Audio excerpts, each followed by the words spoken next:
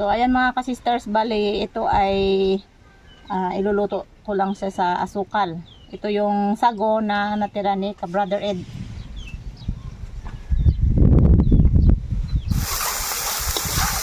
So ayan mga ka-sisters, dahil hinayang ako na itapon ito at pwede pa naman, ilagay ko sa rep. Naisipan ko siyang lutuin para nilagay namin merienda. So kailangan ko lang siyang caramelize para lalo siyang magsarap.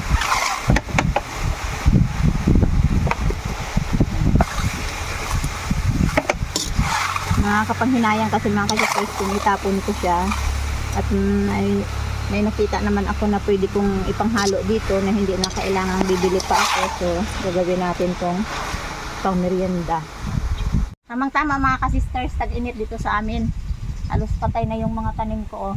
Yan. Simula pa lang ng summer to, pero talagang ano na, medyo dying na yung ating mga tanim-tanim. Kaya nagkataon naman na mayroon tayong naitago at sobra doon sa niluto na salad nung nandito pa si ka-brother Ed. Kaya ito siya. Nakagawa tayo ng pang merienda natin. So ayan mga ka-sisters, nag-firm na yung sago. Oh. Yan. Gagawin natin dito, palamigin muna natin ng husto kasi lalagyan natin mamaya yan ng yelo. Hanguin na natin baka masunog. Ayan mga ka-sisters, ngayon ay nakaulam din kami galing sa pangawil ni ka-mister. Yan, tawag dito sa amin lapis. Medyo marami-rami to at ang luto natin dito ay inihaw. Yan. Ilang araw na mga ka-sisters na hindi kami masyado nakakaulam talaga ng isda na sariwa dahil sa malakas ang dagat. Ang talang April na nga dito sa amin dapat kalma na. So may isang pirasong tulingan. Siya nakuha. Piliin na natin ang ating iihawin. Ihaw na talaga mga ka-sisters ang masarap dito sa lapis. Kasi yung ano to tawag to? Yung kaliskis nito ay parang matalas sa dila at saka hindi siya pwedeng lunukin. Pag naluto ito ay babalatan lang ito at saka yung laman, napakasarap siyang inihaw. Manipis kasi ito mga ka-sisters. Ayan. Ihaw lang tayo ng 4 na piraso.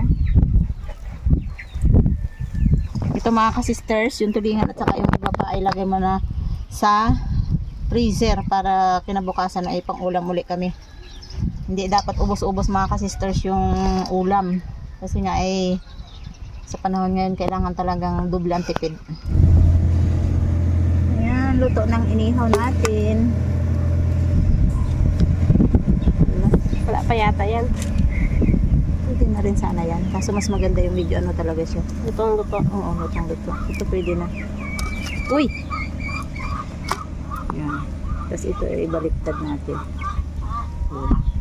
Wala pa yung kakabaliktad ko lang. Sunog yun. Ayan mga ka-sisters, habang iniihaw natin yung isda ay pipili tayo ng ating isasahog doon sa isda. Nagawa tayo ng sausawan. Ayan, baling ginagawa ko dito sa sibuyas ay kinaklase ko siya. Pag ganitong panahon ng April mga ka-sisters ay murang sibuyas dito sa amin. At ayan, napakarami tayong sibuyas. Kinaklase ko lang yung mga sibuyas na to para hindi siya masira. Ayan. Ayan. Pag medyo mahaba yung kanyang so ayan mga ka-sisters, pag ganito yung sibuyas na mahaba ang kanyang pinakaluto, madali ito masira. Kaya ang gagawin ko dito ay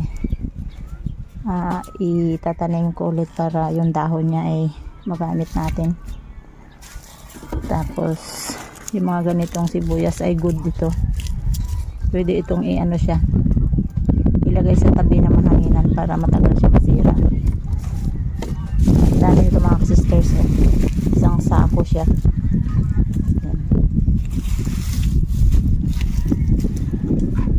Pili tayo ng pinakamalaki. Unahin ko muna yung sobrang malalaki. Meron akong nakitang malalaki masyado.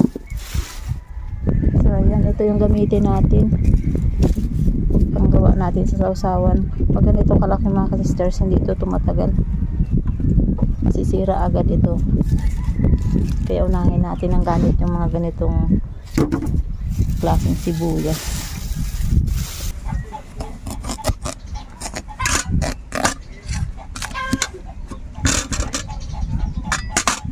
Ito yung tawag daw dito mga ka-sisters ay honeydew. May minsan na may pinadala sa atin yung viewers natin ng honeydew na seeds. Ay ganito talaga yun siya yung nagbunga. Maraming salamat sa nagpadala ng seeds na yun mga ka-sisters. Pero ngayon itong ginagawa ko ngayon ay binili lang ito sa tindahan. At ito ay binigay sa akin ni Miss Sayangay.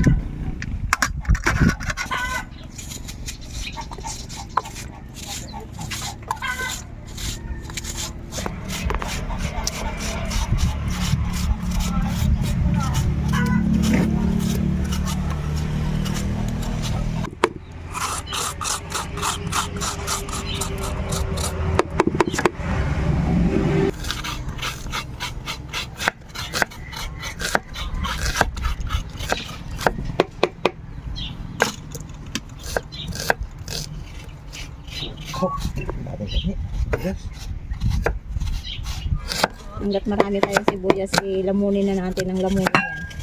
Para pagdating ng mahal ang sibuyas,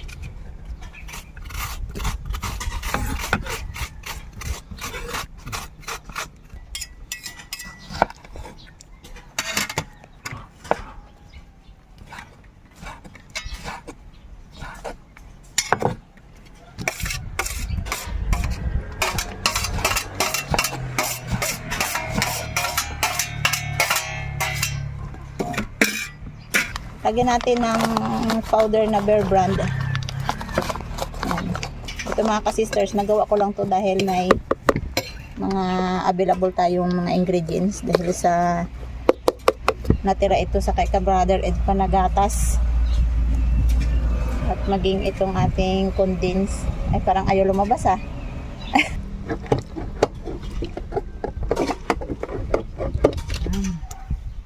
Napakasarap to mga ka-sisters dahil lahat ng ginawa natin ngayon ay libre.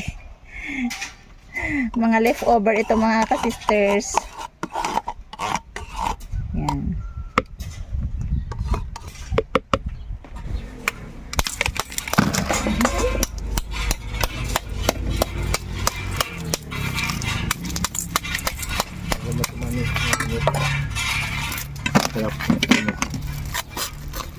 Oh, tirad.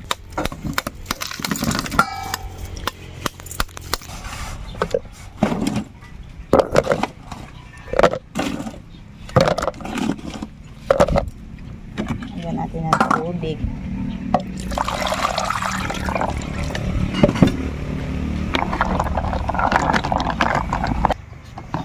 So ayan, yung ating sago na kinaramelize. Dahil marami yung ating sago na kinaramelize ay ibibigay natin sa kila Jean para magkaroon din sila ng merienda ngayon.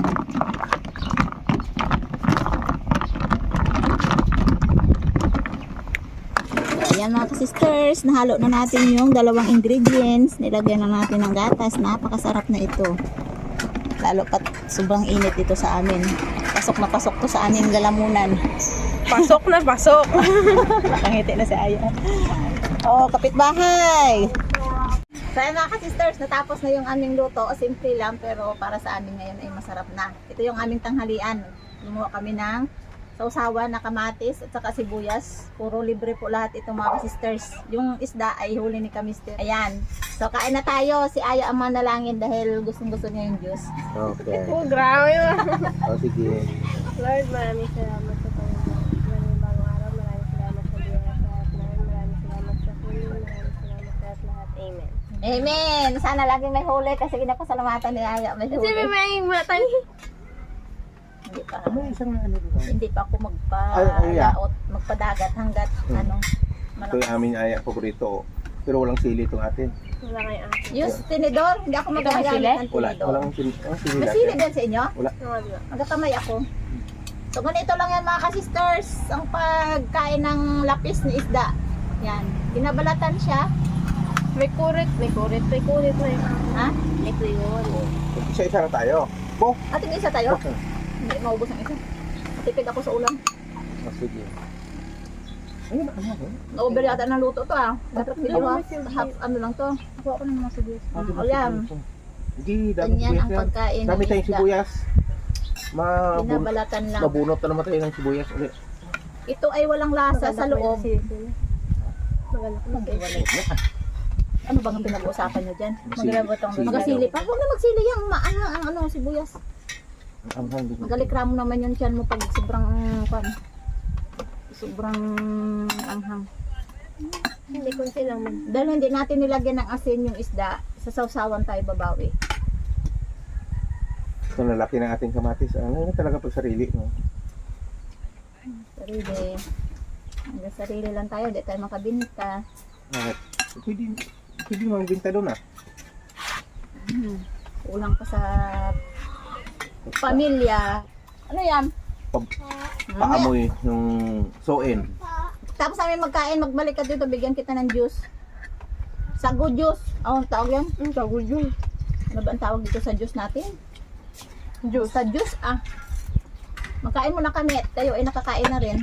Mamaya juice lang sa inyo. Nagbili na sila ng tinapay para marinda. Kaya nanay tulog eh.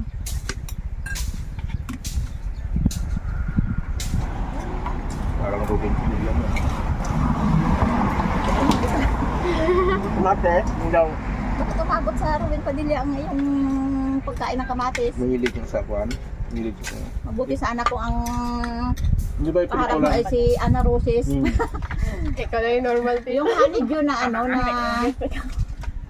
prutas talaga sa dito. Kulay puti ito. Kaya Hindi takot katulad ako. ng melon na kulay ano yan, kulay orange. Sorry. Ang tipid-tipid naman ng baso mo, Hana. Kaya nga sabi ko sino gusto mag-inom dyan. Tapos yung dinala pa ditong baso o pangkapihan. Tagay. May choice na ba talaga tayo sa baso? Wala tayo sa paso. Mayroon tayong magagandang baso, kaso lang Paghandaan. sobrang masilan, sobrang ganda. Yeah, babasagin. Tulad niya. Parang pang bisita.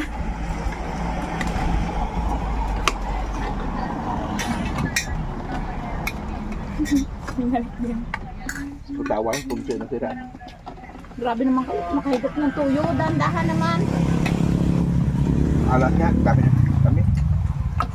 Nag-alat-alat pa ala kayo. Kahit leftover lang siya mga ka-sister, ay bira lang kami makakain pag walang ano talaga. Walang libre at okasyon. Kadami kasing nabili ni ka-brother Ed na sago kaya baka ikaw Eric gusto mo to. Sarap to. Malamig. Matamis. Malinamnam. Pangpaakit. Sa init ng panahon ngayon, sino mo makapagtanggi niyan? Yun lang. Oh, punta ka dito oh! Balik lang ako. Okay. Rapa. Mahaba-habang higupan pa to mga Lamig. sisters. Marami pa oh. Bigay din tayo sa kapitbahay.